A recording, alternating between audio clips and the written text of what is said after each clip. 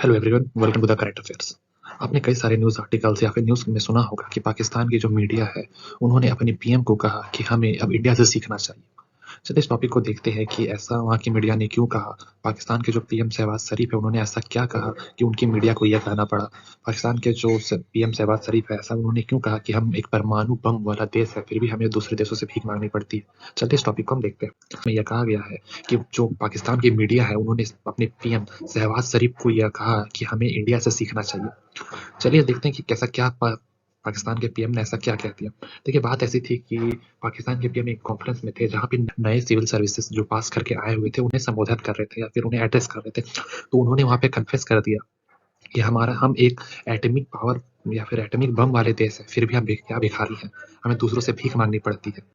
देखिए बात ऐसा था कि पाकिस्तान के जो पीएम है, वो एक एड्रेसर में उन्होंने यह कह दिया कि पाकिस्तान, ये कितनी शेमफुल बात है कि हमारे पास न्यूक्लियर पावर है, फिर भी हमें दूसरे लोगों से भी मांगनी पड़ती है। देखिए जिस तरह इंडिया में आईएएस है, उस तरह पाकिस्तान में पीईएस है, यानी पाकिस्तान सिविल सर्विसेज।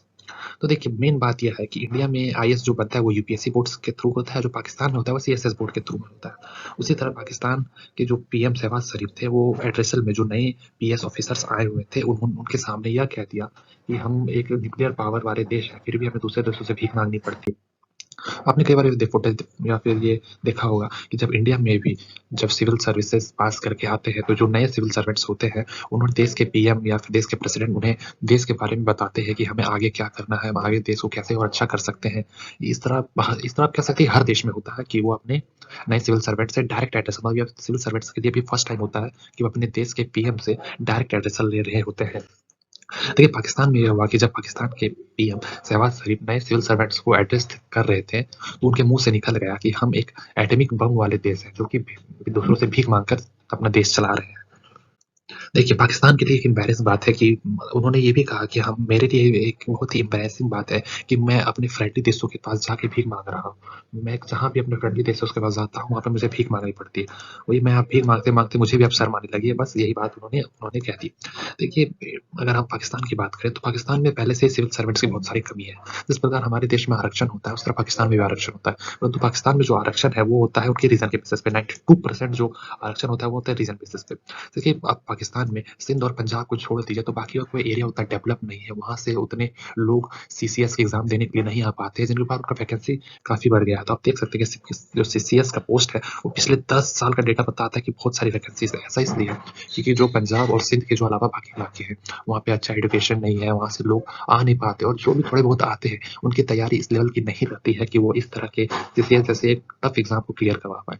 क्योंकि देखिए सीसीएस का एग्जाम क्लियर करके ही, जैसे कि इंडिया में यूपीएससी क्लियर करके हमें अपने देश के टॉप ब्यूरोक्रेट्स मिलते हैं। देखिए ब्यूरोक्रेट्स ऐसे नहीं है कि वो हर 5 साल में चेंज होते हैं, सरकार तो आती है चली जाती है, पर तो जो मेन काम जो देश को चलाने का होता है, वो इन ब्यूरोक्रेट्स के हाथ में ही होता है। वही इस देश को मतलब किस मार्ग पे जाना है, उनकी पॉलिसीज क्या होगी, उसको डिसाइड करते हैं। देखिए पाकिस्तान के लिए, देखिए अब 2025 जो है वो पाकिस्तान के लिए बहुत बड़ा ये साल होने वाला है, क्योंकि पाकिस्तान को 2025 में अपने जो फॉरेन डेट लिए थे उन्हें वापस करना है। तो आप देख सकते हैं कि पाकिस्तान को जो रीपेमेंट करना है वो है 73 बिलियन, और पाकिस्तान के अभी आपके पास जो फॉरेन रिजर्व है वो मात्र 7 से 8 बिलियन के आसपास है, जो भी धीरे धीरे कभी कभी कम होकर 6-7 बिलियन हो जाता है। तो अगर हम कोई भी मैथ्स लगाए, तो 2025 तक पाकिस्तान इसको नहीं दे पाएगा। तो पाकिस्तान आप कह सकते हैं कि 2025 तक डिफॉल्टर घोषित होगा ही। देखिए यह कोई ये बात नहीं है कि नहीं होगा, यह बात निश्चित है कि वो डिफॉल्टर घोषित होगा, बट बात यह है कि वह कब होगा और किस समय होगा, यह देखना है। देखिए पाकिस्तान की मदद करने के लिए और भी बाकी से चाइना, यूएसए, सऊदी अरेबिया आया, फिर भी 73 बिलियन, या कोई छोटी अमाउंट नहीं है। कोई अब पाकिस्तान के साथ किसी भी तरह से 73 बिलियन की रिपेमेंट नहीं कर पाएगा, मतलब वो एक डिफॉल्टर घोषित होने वाला है। देखिए, अब जब बात करते हैं पाकिस्तानी मीडिया की, देखिए पाकिस्तानी मीडिया तो आप कह सकते हैं कि हमेशा के एरोगेंट, लाउड बस चिल्लाते रहते हैं इंडिया इंडिया के ऊपर। परंतु पाकिस्तान में भी कुछ ऐसे लोग हैं जो कि अच्छी और जेन्युइन बातें करते हैं, जो सत्य है उसके बेस करते हैं। वही एक है कि शहजाद चौधरी ने एक, आप कह सकते हैं कि आर्टिकल पेश किया था ऑन इंडिया, मतलब उनका टाइटल था ऑन इंडिया, जिस पर उन्होंने ये बताया कि अगर मैं हेनरी क्लिंसर होता, हेनरी क्लिंसर आप कह सकते हैं कि यूएस के एक फॉर्मर प्रेसिडेंट के एडवाइजर थे, वे चीफ एडवाइजर थे। उन्होंने कहा कि अगर मैं हेनरी क्लिंसर होता तो मैं एक ट्रस्टीज लिखता। तो इसलिए एक ट्रस्टीज मतलब आपको होता है कि आर्टिकल्स या फिर एक बड़ा लंबा चौड़ा कोई 4-5 पेजों का आर्टिकल, उसमें क्या था कि मैं इंडिया के जो फॉर्चून, जो मोनूमेंटल चेंज आया है इंडिया के फॉर्चून में, जो कि एक आप कह सकते हैं कि एशिया से निकल कर एक ग्लोबल प्लेटफॉर्म बन रहा है। और यहाँ पे उन्होंने पीएम मोदी की भी तारीफ की है कि उन्होंने भले पीएम मोदी के पाकिस्तान से कैसे भी रिलेशंस हो या फिर पाकिस्तान में पीएम मोदी को एक एविल माना जाता हो, लेकिन उन्होंने अपने देश के लिए जो किया वो बहुत ही सराहनीय है। उन्होंने इंडिया को पूरी तरह से बदल दिया। उन्होंने वो काम करके दिखाया जो अब तक न जाने पिछले गवर्नमेंट्स ना कर पाई है, उन्होंने ये करके दिखाया। इंडिया की यहाँ पे उन्होंने फॉरेन पॉलिसी की भी बात की है कि इंडिया 2 सबसे सुपर पावर्स रसिया और यूएसए दोनों में सामंजस्य स्थापित करते हुए आगे बढ़ रहा है। हमारी आप कह सकते हैं कि यूएसए के साथ क्वाड है, हम रसिया के साथ ऑयल भी खरीद रहे हैं। देखिए जो आप कह सकते हैं हेनरी क्लेसन की एक कोट थी कि America has no permanent friends और नो एनिमीज, ओनली इंटरेस्ट। ये जो आप बहुत सारी बार ये आपने ये कोट सुना होगा, या उनके जो हेनरी क्लेसन क्लेंजर है उनकी ही देन है। इन्हें आप कह सकते हैं कि फॉरेन अफेयर्स का गुरु माना जाता है। देखिए, अब वही बात रही पाकिस्तान की, तो पाकिस्तान ने बस ये कहा कि अगर मैं क्लींजर होता, पाकिस्तान के जो रिपोर्टर है उन्होंने कहा अगर मैं क्लींजर होता तो मैं अपने जो गवर्नमेंट है उनको ये एडवाइस देता कि आप इंडिया के साथ अपनी रिलेशन सुधारें, क्योंकि हम अब ये अफोर्ड नहीं कर सकते कि हम एक जाइंट जो कि आप कह सकते हैं क्योंकि कुछ इस साल में एक सुपर पावर बनने वाला है उसके साथ आप खराब रिलेशन रखें, हम ये अफोर्ड नहीं कर सकते। बस यही कहा।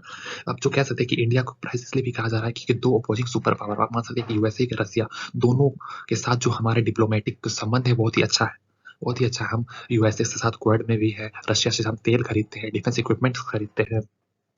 देखिए अगर इस रीजन में बात करें तो आप देखिए कि देखो जब ब्रिटिश इंडिया टूटा तो आप कह सकते हैं कि पंजाब का मेन जो आप कह सकते हैं कि मेन उपजाऊ जमीन पंजाब में थी, जिसे कि ब्रेड बास्केट कहा जाता था इंडिया का, वो अधिकतर जमीन पाकिस्तान की साइड चली गई और हमें बहुत कम मिले। फिर भी हमें जितने भी मिले हमने उससे अरेंज करके इतना कर लिया कि हम 1.4 बिलियन पीपुल्स का खाना आराम से प्रोड्यूस कर लेते हैं और इसके अलावा हम एक्सपोर्ट भी कर रहे हैं। ये हमारे लिए बहुत ही गर्व की बात है। Thank you for watching this video. उम्मीद है कि ये वीडियो आपको अच्छा लगा होगा। जय हिंद, जय भारत।